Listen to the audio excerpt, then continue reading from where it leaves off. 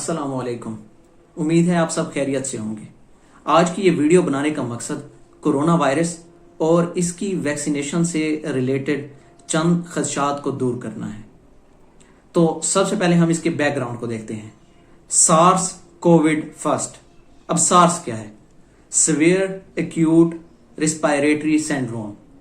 SARS COVID was first appeared in China in 2002 and first identified in Feb 2003. In 2019, new virus SARS-CoV-2 appeared in Wuhan, China, and it is the virus that causes COVID-19 infection. अब हम इस चीज को check कर लेते हैं कि corona virus की 7 मुख्तलिफ टाइप्स हैं। 4 of them are common and every human experience one of them during his whole life. Now let's talk about its spread.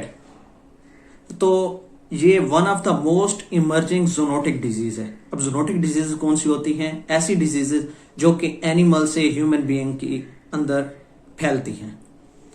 तो अब इसके मोड ऑफ जो ट्रांसमिशन है उनके अंदर close human contact in the droplets from coughing and sneezing. अच्छा, एक दूसरे के साथ यूटेंसिल शेयर करने से, और ये जो वायरस है ये ड्राई सरफेस पे सेवरल वीक्स बल्कि सेवरल मंथ्स तक ये सरवाइव कर सकता है। Now let's move to the symptoms. अगर किसी इंसान के अंदर ये वायरस चला जाता है तो पोस्ट इन्फेक्शन मतलब इन्फेक्शन के 2 से 7 दिन तक उसके अंदर ये मल्टीप्लाई करता है उसकी मशीनरी को यूज करके, और उसके बाद ये अपनी सिम्टम्स वगैरह शो करता है, जिसके अंदर हाई फीवर तकरीबन 100.4 फ़ारेनहाइट और फ्लू माइल्ड से सीवियर तक, और chills, headache, pain in the body, sometime maybe diarrhea. After 7 to 10 days, the patient can feel dry cough, shortness of breath, hypoxia mean oxygen का लेवल जो है वो कम हो जाता है और वेंटिलेटर की जरूरत पड़ सकती है।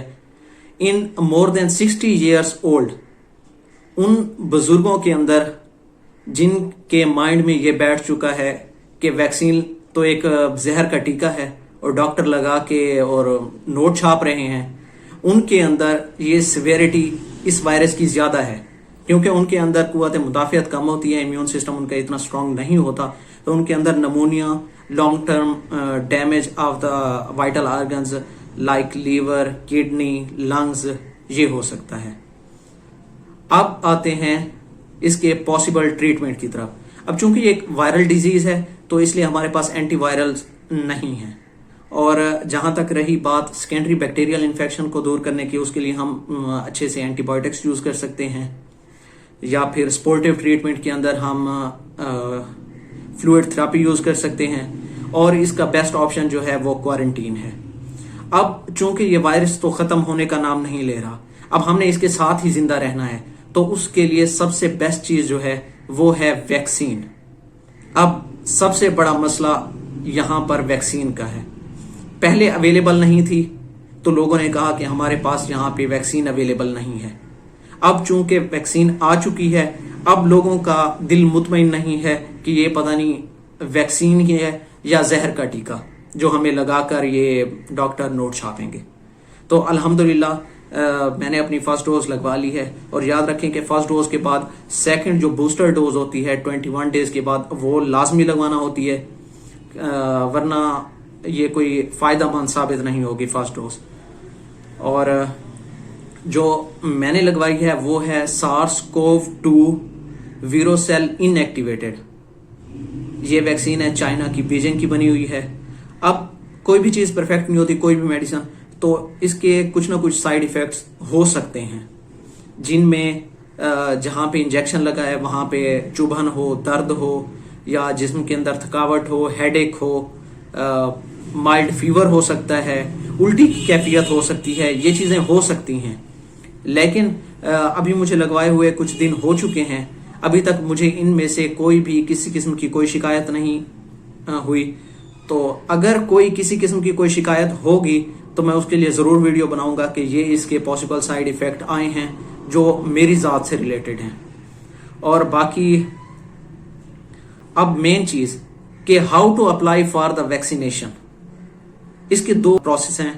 اگر آپ یا آپ کے والدین 40-50 ایئرز پلس ہیں تو سمپل سا ہے کہ آپ اپنے نمبر سے یا ان کے نمبر سے 1166 پر اپنا یا اپنے والدین کا آئی ڈی کارڈ نمبر بھیجیں اور آپ کو تصدیقی SMS موصول ہو جائے گا جس کے اندر وہ آپ کو کہہ دیں گے کہ آپ اپنے کسی بھی ویکسینیشن سینٹر پہ جا کے ویکسین لگوا سکتے ہیں اگر آپ کی ایج 40 پلس ہے.